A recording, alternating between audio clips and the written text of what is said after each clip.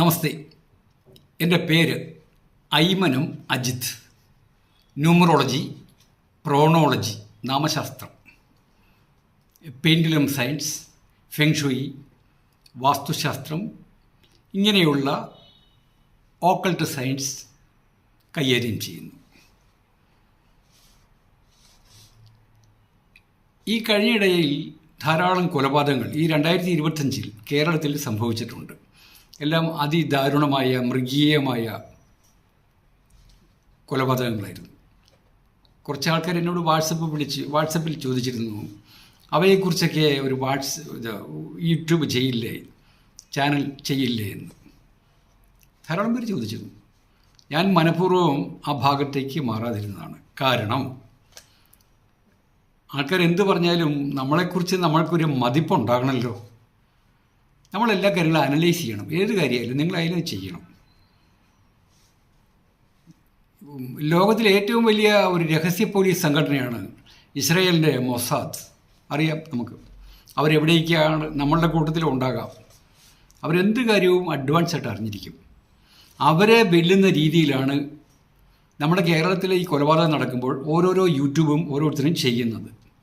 വാർത്തകളെ വളച്ചൊടിക്കുകയാണ് സത്യത്തിലത്.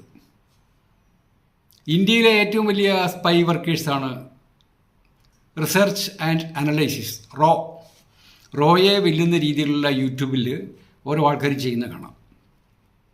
കേരള പോലീസിനോ CBIക്കോ ക്രൈംബ്രാഞ്ചിനോ അറിവില്ലാത്ത രീതിയിലാണ് യൂട്യൂബേഴ്സ് ഓരോരോ കാര്യങ്ങൾ ചെയ്യുന്നത്. അവരുടെ മുന്നിൽ വെച്ചുകൊണ്ടാണ് ഇതൊക്കെ ചെയ്തത്, അല്ലെങ്കിൽ അവരോട് ചോദിച്ചിട്ടാണ്, അവരുടെ ഈ ക്ലിയർ എവിഡൻസ് ഉണ്ട് എന്ന രീതിയിൽ യൂട്യൂബേഴ്സ് ചെയ്യാറുണ്ട്. നമുക്ക് ആ ലെവലിലല്ല. ഇതൊരു പഠന ക്ലാസ്സാണ്.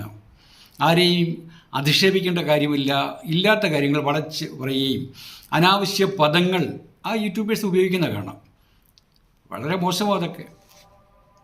ലോകത്തിലെ ഏറ്റവും വലിയ രഹസ്യ പോലീസ് സംഘടനയാണ് സ്കോട്ട്ലൻഡ് യാർഡ്. അവർ പോലും ഈ യൂട്യൂബേഴ്സിൻ്റെ അടുത്ത് എത്തിയില്ലെന്ന് എനിക്ക് തോന്നുന്നത്. ഞാനിതൊരു പഠന ക്ലാസ് അതിൻ്റെ പേരിൽ വ്യക്തമായിട്ട് പറയുകയാണ്. ചില ആൾക്കാർ ചോദിച്ചല്ലോ യൂട്യൂബ് ചെയ്യത്തില്ലെന്ന്. വേണ്ട, ആ മേഖലയിലേക്ക് നമുക്ക് പോകണ്ടെന്ന് വെച്ചിട്ടുണ്ട്. നമുക്ക് ചെയ്യാം, ഏത് സബ്ജക്റ്റും ചെയ്യാം.